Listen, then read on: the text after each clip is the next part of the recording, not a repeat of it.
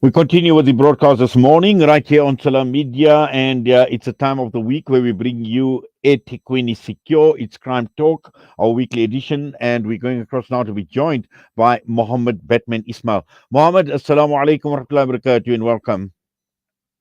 Wa rahmatullah. Jazakallah for having us again. Yes, as always, an absolute pleasure.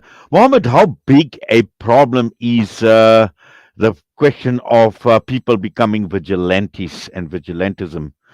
Because, we know with all the crime that is taking place around us, and it is tempting. It is tempting for many people for many reasons. Obviously, it's not that they want to become vigilantes, but you find that, you report crimes, nothing happens, dockets get lost, no follow up. We know the problems with SAPs in terms of investigations, but it is always a tempting thought sometimes for some people to take the law into their own hands.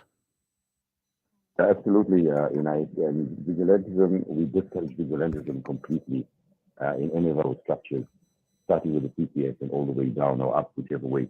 But what happens as opposed to vigilantism, we work on a more structured form where we talk about neighborhood watchers and patrollers, and they are now the eyes and ears of the police and the community, where we can deal with the issues in a construct rather than being destructive and being vigilantism. Because in the past, people were like very, very tired of over crime. They're still tired of the crime. And what they're saying is, okay, we're going to go out and we're going to make the street safe. How do you make the street safe? By going out brandishing firearms and doing other dangerous weapons, vests and basins and all of that. No, you can't do that. You yourself, you're now becoming a criminal and you're contributing to crime statistics. So vigilantism is out of the window. It's not encouraged. Maybe you might find people doing it in the quiet. We don't know. We don't have any records. Fortunately, we've had no complaints about vigilantism as we work on a fairly, fairly good structured uh, uh, operation, if you want to call it that, or the way we work in terms of under the TPS and community and police strategies. So there are tools that you can work with the police in a very, very progressive way.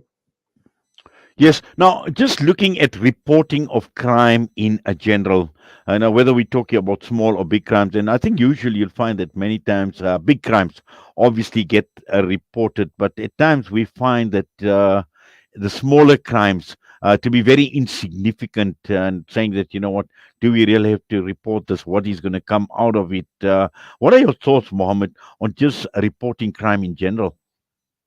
Well, it's important to report every single crime in IS because how else are we going to get statistics, number one? And again, it goes down to complacency, as you spoke about last week. People are now trying to say, listen, I got mugged on the corner of the road there. What the hell? I'm going to report it, and nothing's going to happen about it. But something is going to happen about it because when you report a crime, it goes to the statistics, it goes to the investigating officer, and we know exactly what's going on in the area. Like, for example, on the corner of one particular road, you might have a 10 muggings and why we're having the 10 muggings there. So the police go back and they do an analysis and everything else and they set up teams. We were fortunate enough, there's an area not far from our police station where, in the Maple precinct, where there was, persistent robberies of domestic workers, the people that the criminals were standing at the robot and those kind of issues. And eventually they got caught. They got caught because those matters were reported. But on the other hand, you find that people do report crime, the criminal is arrested, and I'm talking about small crimes here.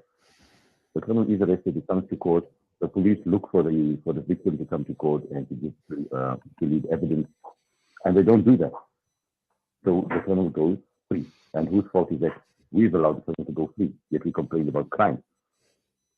So we need to make sure that as we report crime, every single crime, even if it's your water meter that was stolen, report it.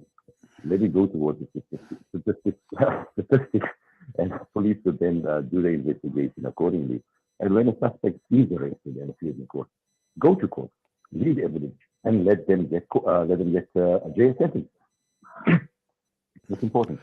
Now, if I can give you an example, one of our CPS members, when it came to cable theft and everything else, they caught the suspect, and the guy's got up to 5 years in jail. So there's a success story there. Well, definitely, Mohammed, but also at the same time, this is something that we've been talking about over a period of time as well. There needs to be collaboration, there needs to be cooperation between the community. You've got the CPF, which is a link as well, to SEPs to a large extent, and also SEPs in itself.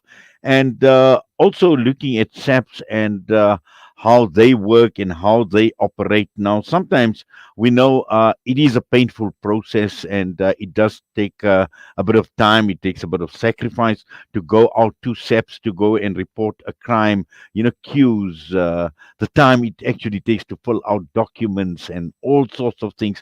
And I think that is also an area that one needs to be aware of, and to talk about the whole process and the procedure in reporting a crime.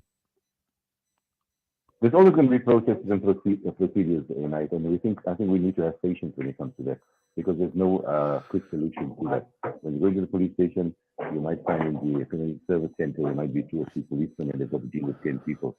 So you need to have some patience, but do report the crime at the end of the day, because filling in of those documents are important. Giving an accurate statement is important. Make sure you've got all your information correct. If you can remember that. Maybe after an incident, people are a little bit shocked, and they might need some counseling. So that's also taken into consideration. And we talked about collaboration earlier. So you get the South African Police Service, and then you get a community police forum. The community police forum falls obviously under the SEP. And CPF is a conduit between the police and the community. And under the CPF, you have your sub-forums, your sub-structures, and then you have your neighborhood watchers and your patrollers, and all of that is a collaboration. And everybody comes together and do what they need to do, strategic times in strategic areas to keep your community safe. And it's going to happen. There's going to be success stories. But the community also needs to buy in. You can't have the same 5 people going to meetings every single year to get elected. Unfortunately, people are not coming forward. So you have to have succession plans. You've got to get the youth involved. The youth desk have to get activated. And today's youth desk chairperson will be tomorrow's CPF expo chairperson. And that's what we're looking at. So it's a holistic approach in terms of what we need to do and how we need to do it. Well, Mohammed, Jazakallah khairan so much for that. And as always, for your time this morning with us right here on Assalam Media. All the best, my brother. Assalamu alaikum wa rahmatullahi wa barakatuh. Wa alaikum salam wa rahmatullahi wa barakatuh. Mohammed Batman Ismail from eThekwini Secure was us this morning, which brings us straight on to 9 a.m. Zahid Jed was standing by with the news.